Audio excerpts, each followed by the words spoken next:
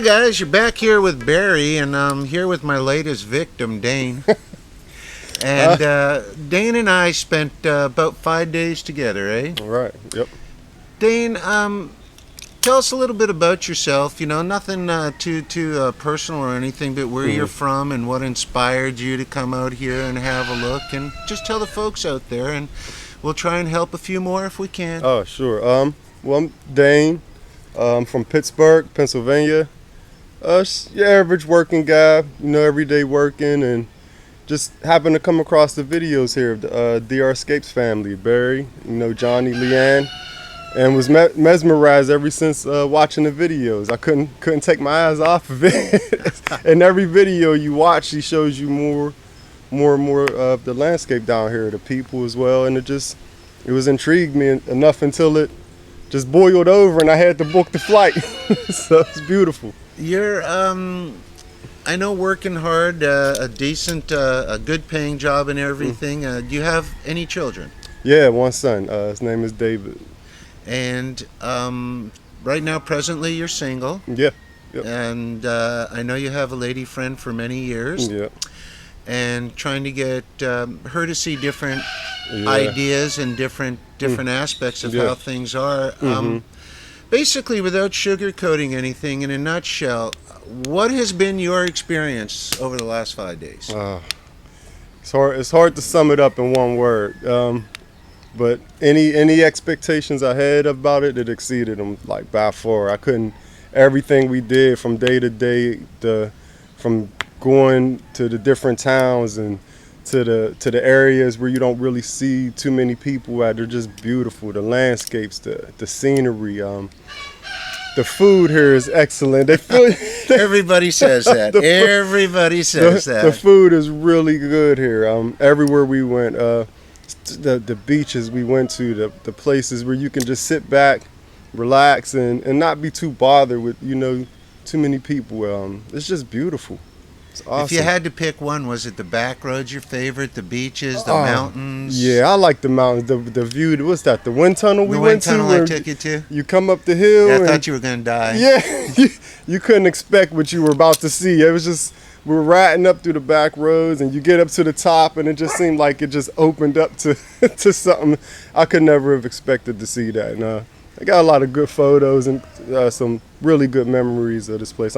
Photos do it justice? No, you got to see it. You got to see it in person. Yeah. It's something. I mean, seeing it on the videos is really nice, but it's really good to come down here and take a look at it yourself. Yeah, a lot of folks say you can't compare two-dimensional to three-dimensional. It's hard. It's quite different. You get the breeze, you get the views, and all the people too. The Dominican people really nice. It's like when I ask you, what do they? You know, it's just a smile and a smile and a wave, and everybody waves back and gives you a smile. It's very welcoming of the people there.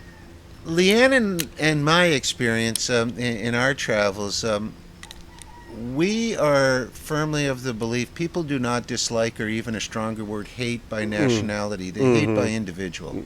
I agree. And it really is no consequence where you're from. If you're rude and abrupt and a demanding person, you're not going to be liked wherever you live. Yeah. That's a fallacy that's, you know, a lot of people have stuck in their heads, but I guess it hasn't really been the experience for you. Not at all. I haven't received any type of like. I know this is an easy one because Dane had a great time here. I really did. And, it's been a pleasure for us. This was anything but an effort for me to spend time. I'm actually sorry to see the character go home. Yeah. But I want to touch on something a bit more serious. What is it that inspired you? What was it that shifted you? What is it that made you look for an alternative way? What is it you've seen or experienced where you live? What is it?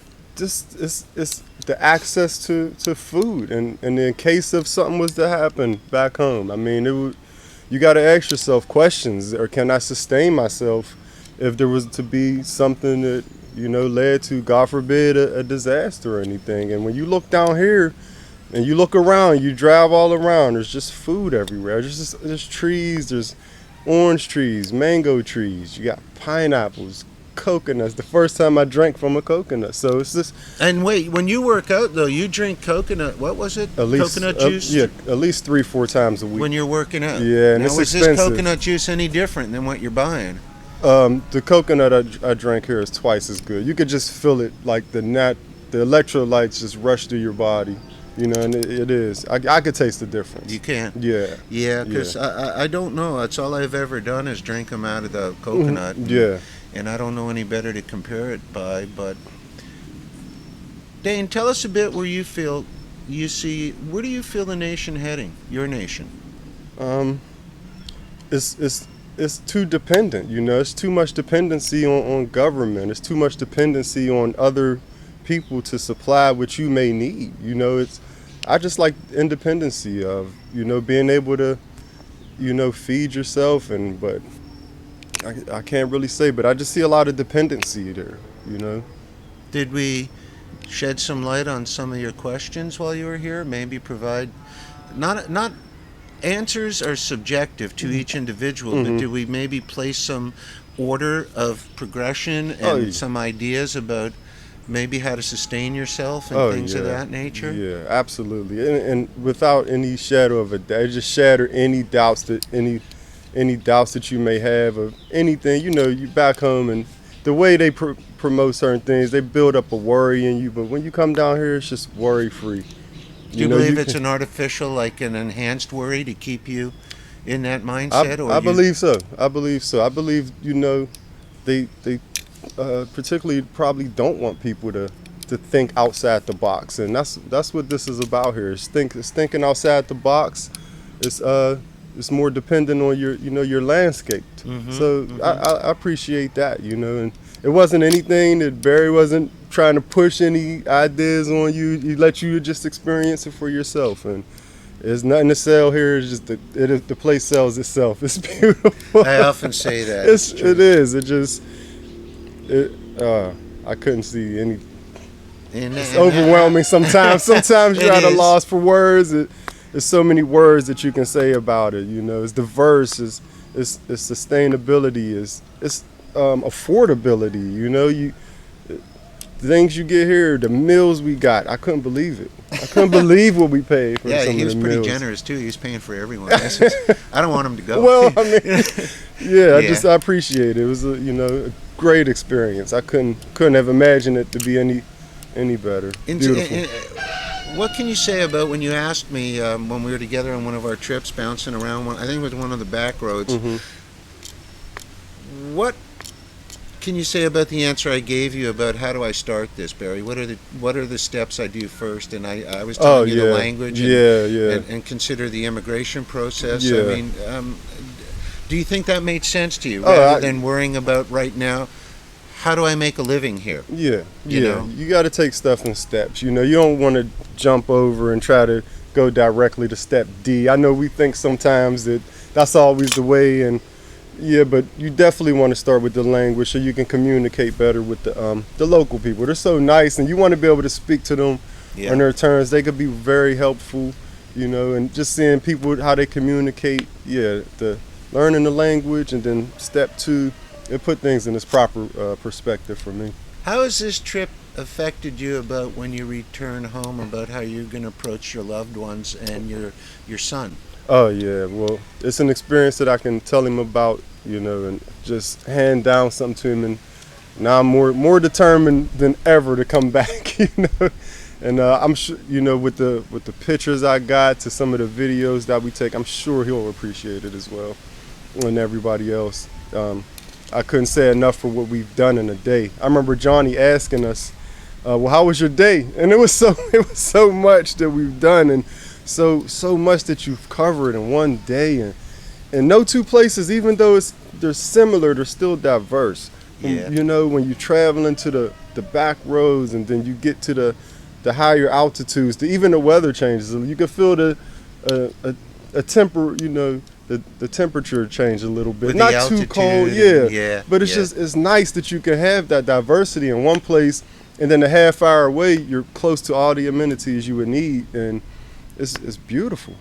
Would you think when I tell people and my subscribers, for the people, once we talk and get to know each other, if you come down here, give me 5 days, and I'll show you in 5 days what you won't see in 6 months on your own. Am I exaggerating that, or is it fairly accurate from what you've seen? Yeah, you could never. It would be so hard, especially some of the places that we ate to. I couldn't imagine coming on my own and just trying to travel around and figure out where these like beautiful little places was. It fed us delicious meals, and yeah, it would be too hard. So did you ever feel threatened? Did you ever feel scared? Did you any of these things enter your... Not for 1 second. Do you believe now the internet is a double-edged sword where dirty laundry sells web time? Yeah, it sure is.